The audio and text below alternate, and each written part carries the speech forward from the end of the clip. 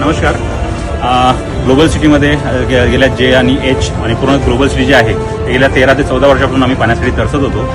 आणि ज्यावेळेस आमदार साहेब ज्यावेळेस निवडून आले पहिल्यांदा विरार आणि नालासोपारा क्षेत्रातनं, त्यावेळेस त्यांनी शब्द दिला होता की येत्या 2 महिन्यात किंवा 3 महिन्यात त्यांनी 99 डेजचं त्यांनी एक टार्गेट ठेवलं होतं. तर त्यावेळेस त्यांनी आश्वासन दिलं होतं की एवढ्या दिवसात मी तुम्हाला पाणी देईल.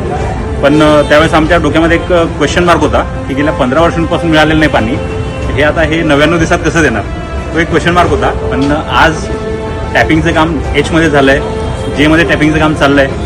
आणि आज मी एचचं प्रेशर पण बघून आलो. तर तिथं 15 ते 20 मिनिटामध्ये त्यांच्या ज्या टाक्या आहेत पाण्याच्या त्या फुल भरल्या आहेत. आणि जसं एचला मिळालं आहे तसंच एचचं टॅपिंग झाल्यानंतर आता थोड्या वेळापूर्वीच आमदार साहेबांनी महापालिकेचे लोक जे आहेत, इंजिनियर जे आहेत, त्यांना फोन करून सूचना दिल्या आहेत. तर सोमवारी जेचं पण आपलं जे टॅपिंगचं जे काम आहे ते होऊन जाणार आहे. आणि आज मला म्हणजे ज्यावेळेस डाऊट जो होता सुरुवातीला की 99 दिवसात पाणी मिळेल की नाही मिळेल, तर आज मला एक सॅटिस्फॅक्शन आहे, येस आपल्याला पाणी मिळणार आहे. आणि जे आपलं टँकरमुक्त जे अभियान सुरू केलं होतं आमदार साहेबांनी, त्याला आज एक काहीतरी दिशा मिळाली आहे. आणि त्याचा आज पूर्णपणे ग्लोबल सिटी जी आहे ती टँकरमुक्त होण्याच्या काठावर उभी आहे.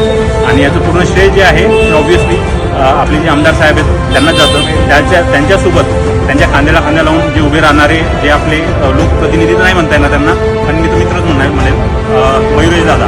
तर मयुरेश वाघ जे आहेत तुम्ही त्यांचे यूट्यूबवर इकडे तिकडे व्हिडिओ बघत असाल, ते एकदम ऑल टायमिंगला असतात. आणि ते खरंच जे मातीतलाचं काम काय म्हणतात त्याला, मातीतला जो कामगार आहे किंवा मातीतला जो कार्यकर्ता आहे तो म्हणजे मयुरेश वाघ आहे. त्यांनी फक्त असं काही आश्वासन वगैरे नाही दिले, ते स्वतः जातात, उभे राहतात. कुठे काही फाईल अडकली असेल, कुठे काही सिग्नेचर बाकी असेल, स्वतः पुढे जाऊन ते काम ते झाल्याशिवाय राहत नाही.